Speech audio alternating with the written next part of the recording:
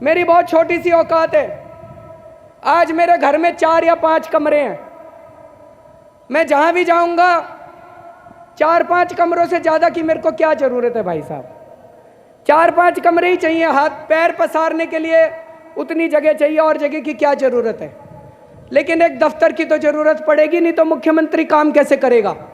इंसान का इंसान से हो भाईचारा, यही पैगाम हमारा, यही पैगाम हमारा।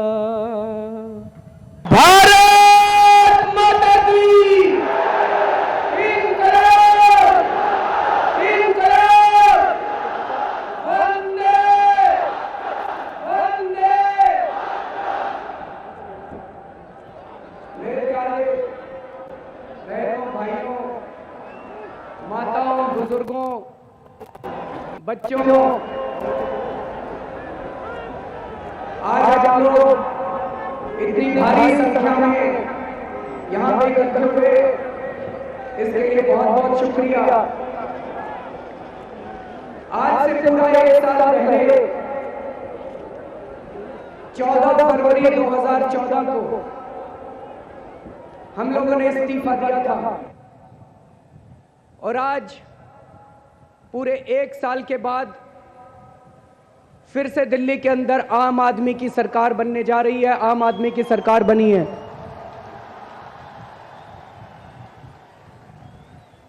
फर्क सिर्फ इतना है कि पिछली बार कुछ कमी रह गई थी, 8 सीटों की कमी रह गई थी।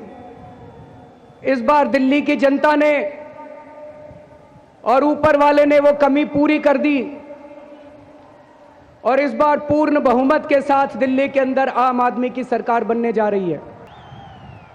मुझे ये तो पता था कि दिल्ली के लोग मुझे प्यार करते हैं, हमें प्यार करते हैं, लेकिन मुझे ये नहीं पता था कि दिल्ली के लोग हम लोगों को इतना प्यार करते हैं।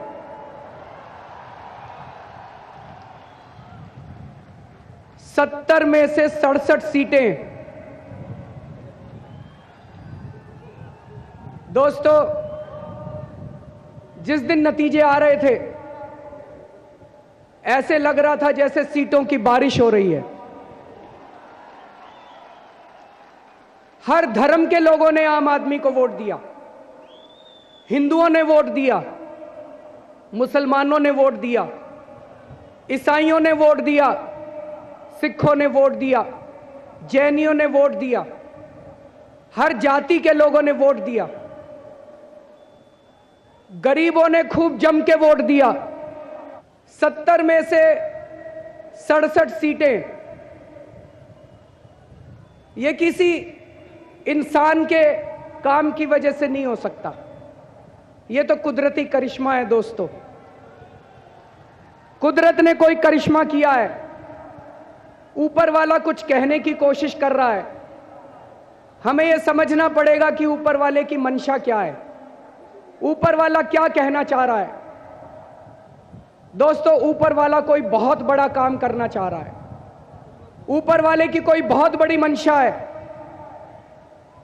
हम तो केवल निमित्त मात्र हैं, हम तो केवल माध्यम हैं, लेकिन हम बहुत सौभाग्यशाली हैं कि ऊपर वाले ने हमें अपना निमित्त चुना, ऊपर वाले ने हमें अपना माध्यम चुना।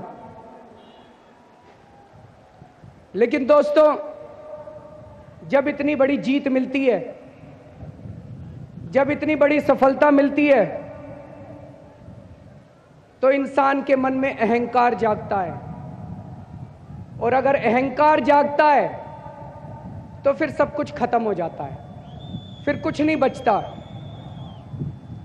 इसलिए हम सब लोगों को, मुझे, हमारे मंत्रियों को, हमारे सभी एमएलएज को, हम सब के परिवारों को, हम सब कार्यकर्ताओं को, सब लोगों को बहुत चौकन्ना रहना पड़ेगा। अभी पिछले कुछ दिनों से मैं टीवी पे सुन रहा हूं, हमारे कुछ लोग कह रहे हैं अब हम यहां का भी चुनाव लड़ेंगे, अब हम वहां का भी चुनाव लड़ेंगे, अब हम 5 राज्यों के चुनाव लड़ेंगे, अब हम 10 राज्यों के चुनाव लड़ेंगे, इसमें थोड़ा थोड़ा अहंकार नजर आ रहा है। मुझे लगता है ये ठीक नहीं है। कांग्रेस को लोगों ने क्यों हराया था? क्योंकि कांग्रेस के अंदर अहंकार आ गया। वही भारतीय जनता पार्टी जिसको मई के महीने में लोगों ने इतना भारी बहुमत दिया, आज भारतीय जनता पार्टी को लोगों ने क्यों हराया?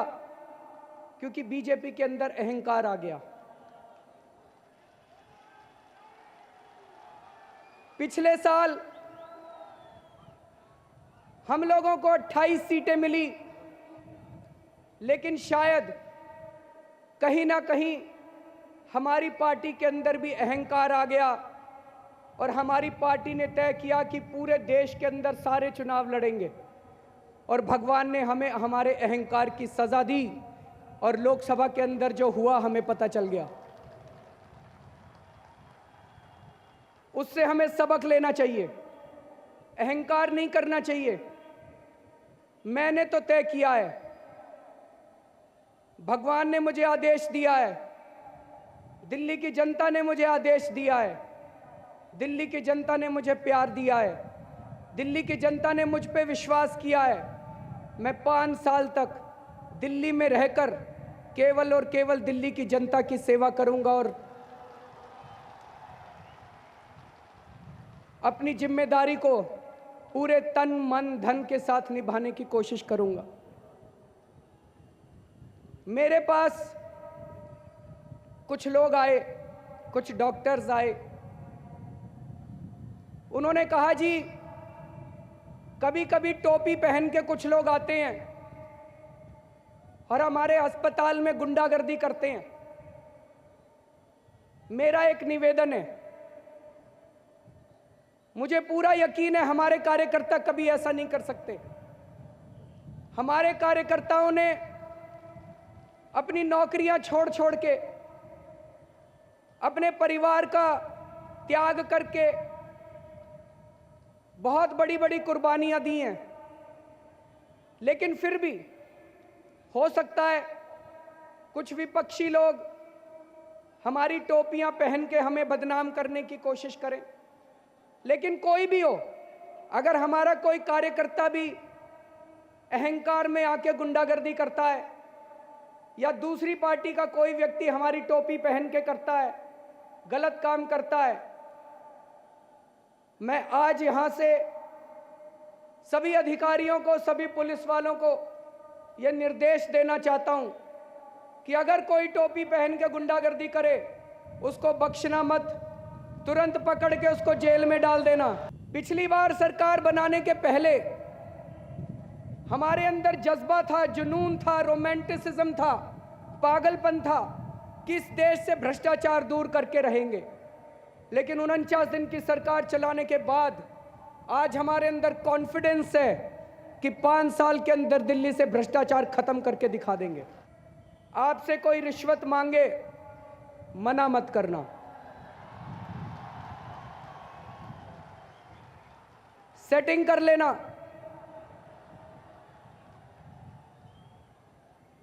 अपना फोन जेब में हाथ डालना, अपने मोबाइल फोन को रिकॉर्डिंग पे लगा लेना। जब वो पैसे मांग रहा है उसकी आवाज रिकॉर्ड कर लेना, मुझे लाके दे देना, हम उसके खिलाफ सख्त से सख्त कार्रवाई करेंगे। इसके लिए हम जल्दी से जल्दी वही टेलीफोन लाइन शुरू करने वाले हैं जिस टेलीफोन लाइन से 49 दिन की सरकार के दौरान भ्रष्टाचारी घबराने लगे थे। मैं आज इतना आपको वादा करता हूं, 24 घंटे काम करेंगे हम लोग, हमारी पूरी टीम। मैं, मेरे मंत्री, मेरे एमएलए 24 घंटे काम करेंगे। अभी तो मैंने मुख्यमंत्री पद की शपथ भी नहीं ली थी। जैसे ही नतीजे आए हम लोग काम के ऊपर लग गए। मुझे बुखार था, आज भी क्रोसिन खा के आया हूं यहां पे।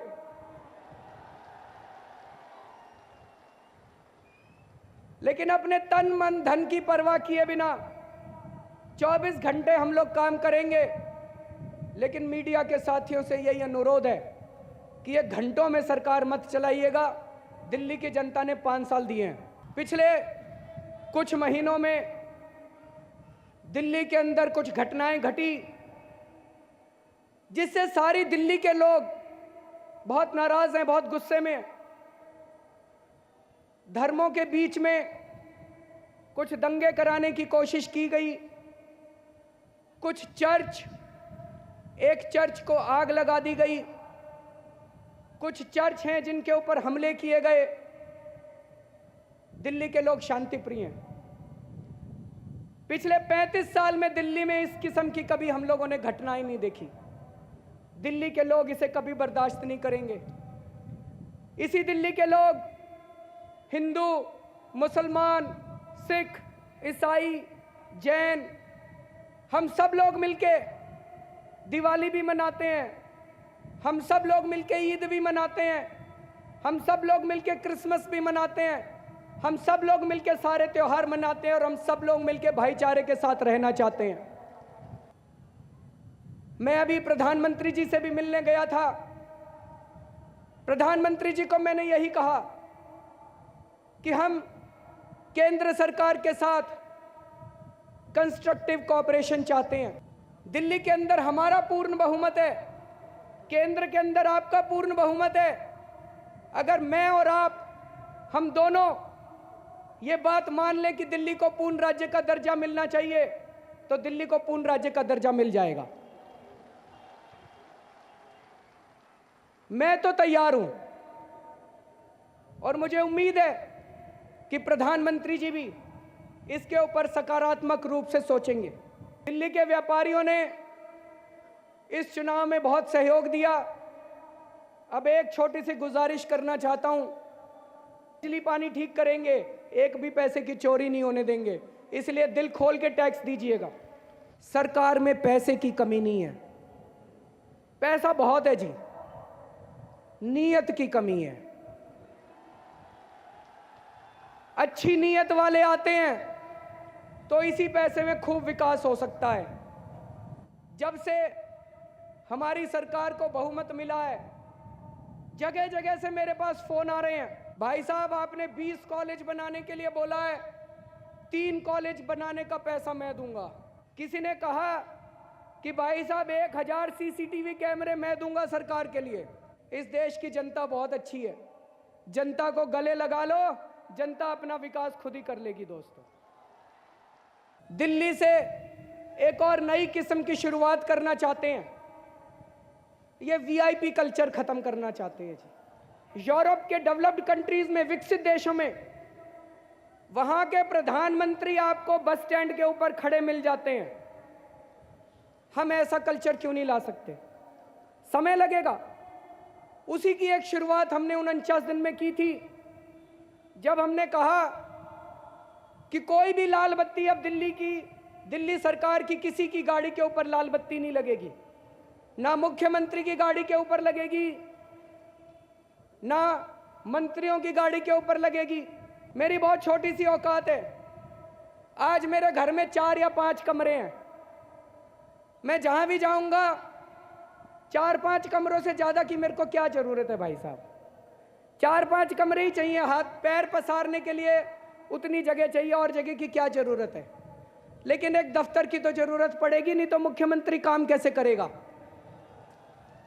आप सब लोग रोज मेरे से सवेरे मिलने आया करोगे तो 400-500 लोगों के बैठने की तो जगह जरूरत पड़ेगी, कुर्सियां तो बिछाऊंगा वहां पे, नहीं तो काम कैसे करूंगा? किरण बेदी जी की मैं बहुत इज्जत करता हूं, मेरी बड़ी बहन के बराबर हैं, और समय समय पर उनकी गाइडेंस लेके हम काम करेंगे। अजय माकन जी से भी हम लोग समय समय पर सलाह मशविरा करेंगे, उनकी गाइडेंस लेंगे। हमें पार्टीबाजी नहीं करनी। आम आदमी पार्टी के कार्यकर्ता हीरा हैं, सोना है। उन्होंने एक सुनहरे दिल्ली और सुनहरे भारत के लिए मेहनत की है। एक बार जोरदार तालियां आम आदमी पार्टी के कार्यकर्ताओं के लिए बजा दीजिए। मैं उम्मीद करता हूं कि भारत की हमारी टीम इस बार जरूर वर्ल्ड कप जीतकर वापस लौटेगी। भारत की टीम को ढेर सारी शुभकामनाएं। इंसान का इंसान से हो भाईचारा, यही पैगाम हमारा, यही पैगाम हमारा। इंसान का इंसान से हो भाईचारा, यही पैगाम हमारा, यही पैगाम हमारा।